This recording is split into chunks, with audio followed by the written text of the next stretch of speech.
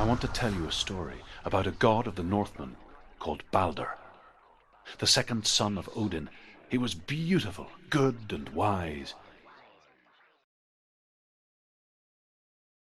He was fair of feature, he spoke fair words, he gave fair judgments. Light shone from him. Only good things were told of him.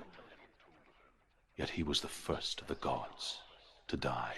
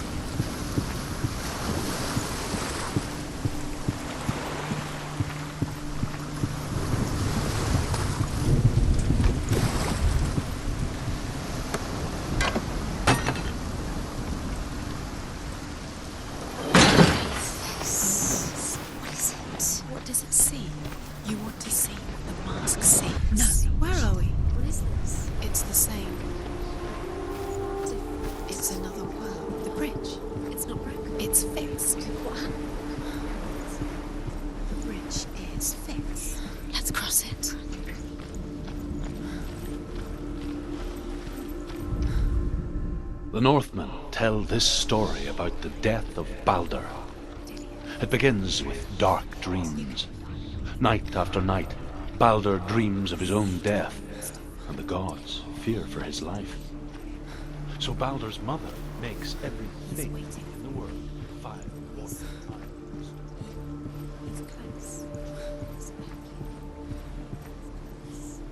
He loves you.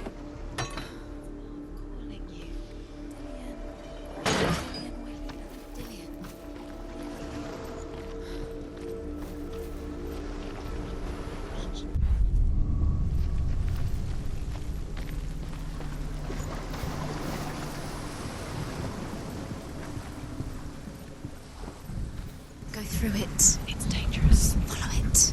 What's behind the gate? Where will it take you? It's unsafe.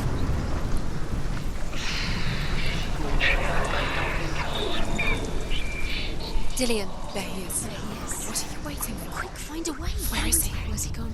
We're in the wrong world. He's not here. She's in the wrong world. He's not in this world. He's in the other one. He's in the other one. He's in the dark world. The dark. The world once seemed so simple.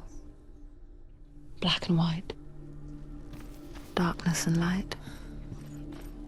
Narrow dividing lines of our own making. Dillion taught her to see further. To peek through the cracks and see the worlds of color stretching away from the gloom. And Senua explored new paths into the unknown. Is it really true that all things promise to keep him safe? I did not ask the mistletoe, Balder's mother confesses.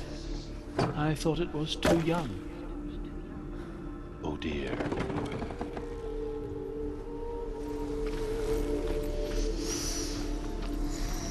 What does it feel like to be in love?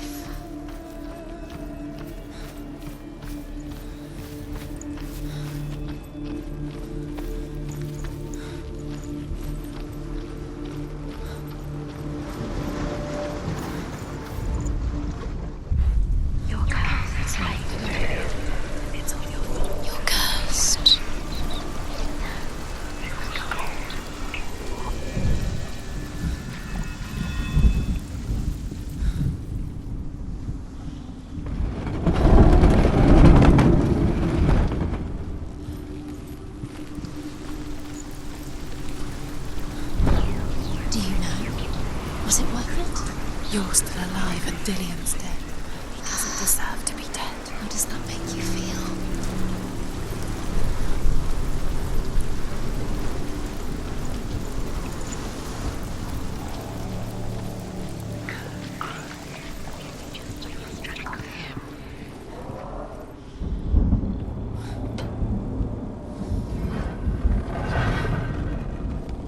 Dillion doesn't know. Where are you taking him? He's up there. How do you get up there? There's a way. There is a way up there. Find the way. She can do it. You're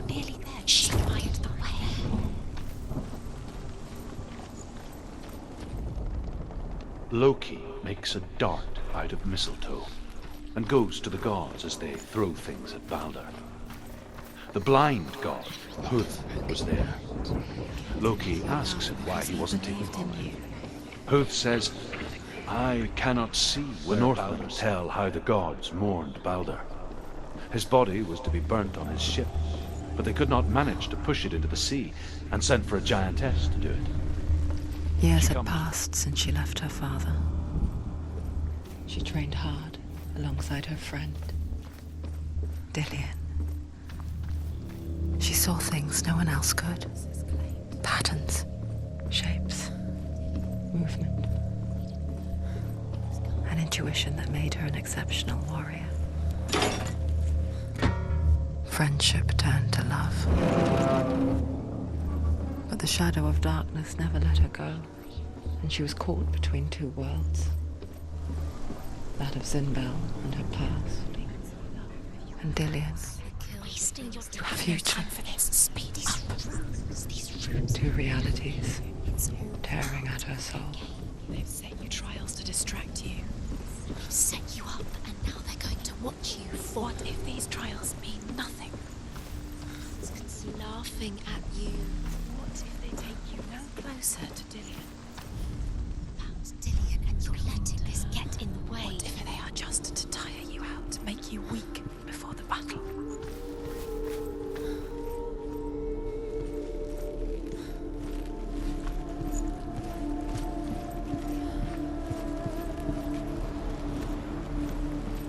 You saw that she was strong. What if they're all about wasting your time, just delaying it by minute? What does she think she's doing? You're special.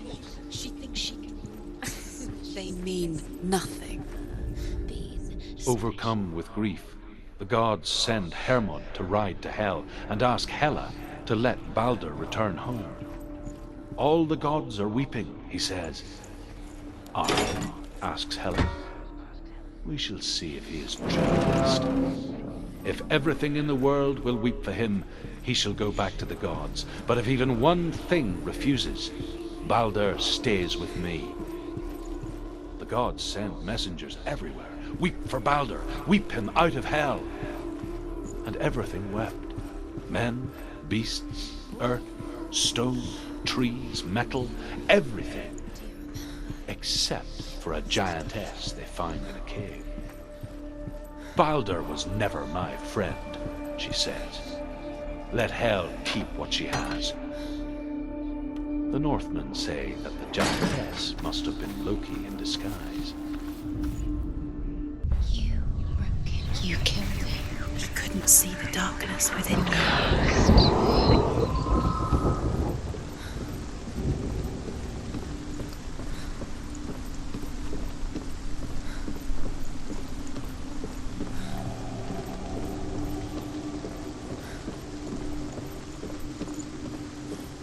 Look what happens to the things you love.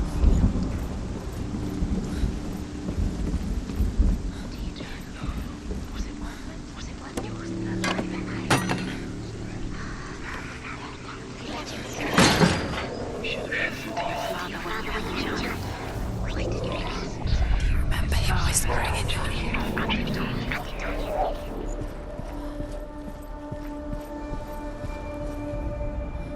The Northmen tell how the gods punished Loki for Balder's death. They captured him and took him to a cave. They fetched his two sons and turned one into a wolf, and he ripped his brother apart.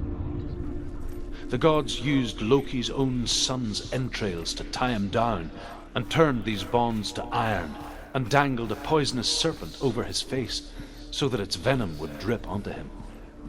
Each time the venom drips onto Loki's face, he writhes in agony. The Northmen say that is the...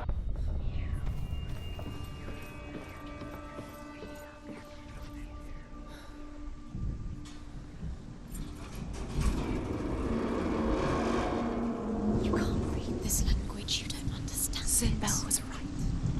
You're wasting time. You're cursed. You succeed. So slow. Go! Quicker!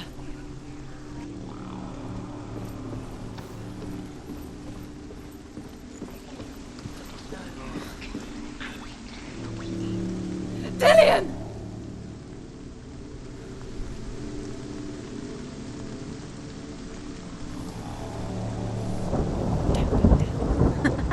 Be quick. Dillian never much cared for the underworld, and looked dimly upon the druids, like her father, Zinbel.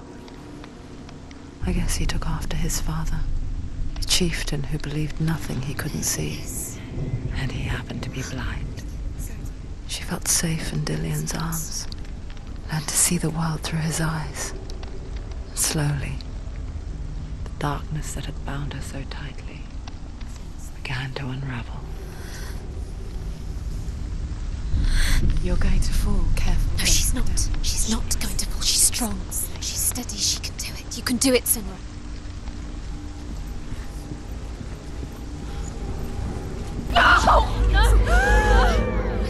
It's your fault. He's disappeared. You've lost him to the sea. He's gone. You've lost him to the... Just gone to the water. He's drowned.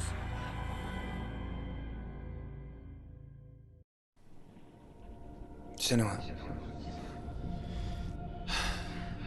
your father cannot understand your darkness. He cannot see through your eyes. No one can. My own father was born blind. Doesn't have the faintest idea of what the night looks like. The word dark to him means as little as the word light. So someone is afraid of the dark. Should we fix them by taking away their sight? Would you give up the beautiful world that you, and only you, can see just to be rid of your nightmares?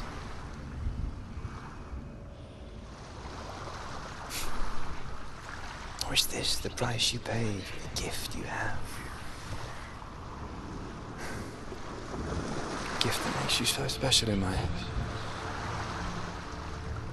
Just another part of the person I love.